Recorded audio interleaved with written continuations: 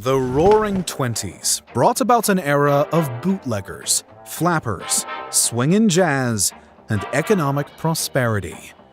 But what would follow a rise, other than a dramatic and crushing fall? At the start of 1928, the end of the Roaring Twenties, the economy in the United States was sitting pretty, with further progress on every horizon. Wall Street admittedly saw a minor stock market crash in the spring, but things quickly balanced back out, and people were happily ignoring any further signs of trouble to come. By the fall, however, the market seemed to have reached its peak and started the downhill journey. With mass numbers of the American population having increasingly been investing in the stock market, some people were finally starting to pay a bit more attention to the falling and volatile prices. Stocks were being sold at a faster pace now, and October brought about Black Thursday on the 24th, the day that the market crashed by 11% and Americans frantically hoped to sell what they had while they still could. Over the following days, the market continued to plummet and panic was on a chaotic rise. Monday, October 28th, would see a 12% drop, and the next day, Black Tuesday, would mimic the Thursday before. Americans were losing money by the millions, and trust in Wall Street was all but non-existent. Corporate and private wealth was affected by the ongoing crisis, which sent the American economy off the rails. Now, however, many economists and historians look beyond the chaos of Wall Street itself and point the finger at what the Federal Reserve did before the actual crash. It was the Federal Reserve, less than 2 decades young, that had cut required reserves to only 3% and permitted massive monetary expansion over the Roaring Twenties. Experts say that it was these actions that caused inflation and the eventual crash of the stock market, which the Fed reacted to by cutting the money supply and essentially dooming banks across the country. Thus, when the winter of 1930 triggered a new wave of hysteria and startling bank runs, hundreds of American banks proved unable to pay out and miserably collapsed. The U.S. government was hesitant to react, as President Herbert Hoover believed in minimal government intervention and felt that the situation could resolve itself. This stance would hold until the following year, but Congress had other plans. In fact, Congress had already reacted. On June 17th, the Smoot-Hawley Tariff Act had been passed, with the goal of protecting the United States economy by imposing colossal duties on over 800 foreign products.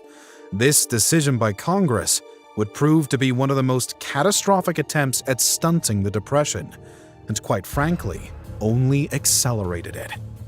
Dozens of countries already affected by the consequences of America's economic collapse seeping out from its own borders chose to retaliate, working with the American tariffs to effectively slash foreign imports and exports in the United States. As the Depression was only worsening now, Herbert Hoover finally chose to react, seeing that the situation wouldn't be turning itself around anytime soon. President Hoover subsequently made multiple decisions that he believed would put the economy on a better track, such as implementing increased taxes and increasing federal spending by nearly 50%, which also brought about the creation of the Reconstruction Finance Corporation, this being meant to provide loans to struggling banks. Hoover was hoping to give the economy a bit of a kickstart and the stability to keep prices high, which in turn would keep wages from dropping. But this meant little to the 15 million or so unemployed Americans and the growing thousands of closed banks across the country. People were growing hungry, homeless, and angry with their government's failures. It then comes as no surprise that when the next presidential election rolled around, a new face was elected to solve America's ballooning problem. In 1933, Franklin Delano Roosevelt won the presidential election in a landslide. Franklin Roosevelt, dubbed FDR, had run his campaign on promises to provide aid for the impoverished American people and find a new solution for the nation to crawl its way triumphantly out of the Great Depression. His inaugural address after the sweeping election victory would become widely remembered for his famous quote, "The only thing we have to fear is fear itself." And it was this attitude that would follow him throughout his efforts to recover the economy and public trust. FDR's calm and in-control attitude would serve a much-needed purpose during a time of such panic, and he would utilize this fact through his live radio talks that would become known as his fireside chats. His goal with these talks was to keep the American public in the loop on everything that he and Congress were up to and how they planned to act. Particularly, there was an important focus on Roosevelt's New Deal. The New Deal was a string of domestic policies and programs with which the president promised to take a method and try it. If it fails, admit it frankly, and try another. It was a reassurance to the American people that something was going to be done, and things would keep being done until the problem was solved.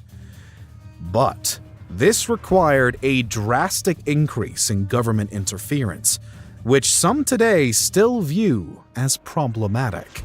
Nevertheless, it was what FDR opted to do.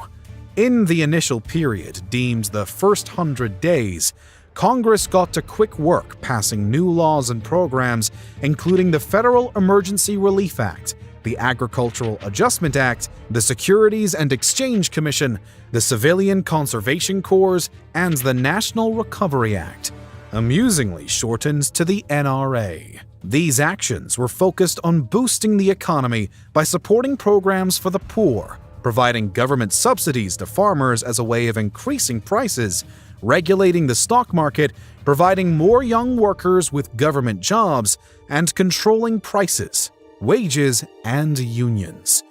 These moves seemed promising, but they were only the start of FDR's ambitious plans. Later efforts in the second wave of the New Deal would include the Wagner Labor Relations Act, the Fair Labor Standards Act, the Work Progress Administration, and famously, the Social Security Act. With these acts mainly focused on getting the workforce back out there and protecting the employed, the Roosevelt administration was both pushing to a better economy whilst also aiding the American people in doing their part. The problem with this New Deal, however, was that the Supreme Court often opposed it.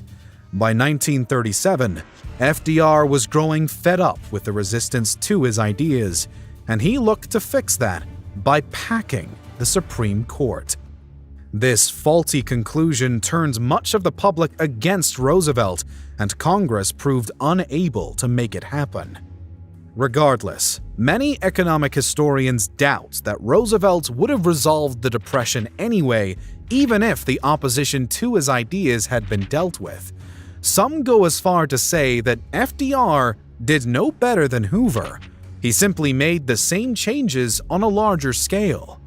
One big difference, however, was the move by FDR to remove the United States from the gold standard, which thus far had impacted the economic downfall by slowing export demands. Still, one study by economists at the University of California found that Roosevelt's New Deal actually lengthened the Great Depression by nearly a decade. However, many will heatedly debate that it was FDR and the New Deal that actually put an end to the country's economic woes, and quite a few economists are part of this group. Whether the New Deal thus worsened or ended the Depression is not known for a fact even today. But one thing that numerous agree was the final boost America needed to get out. That was World War II. If the GDP and lowered unemployment are to be the metric, it's asserted that the Great Depression had come to a complete end by 1942.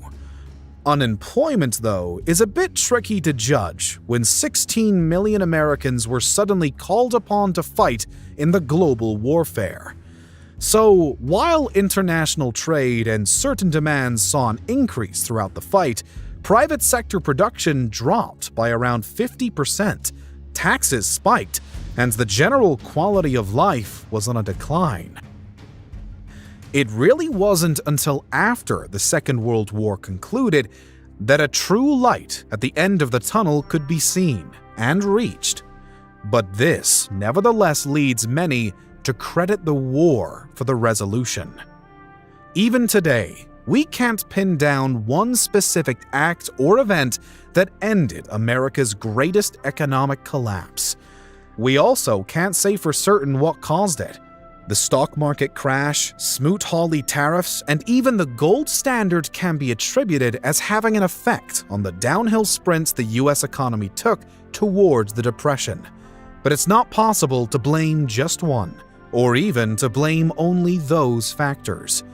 Doing so would be no different than claiming that World War II resolved the crisis. It's just not that simple.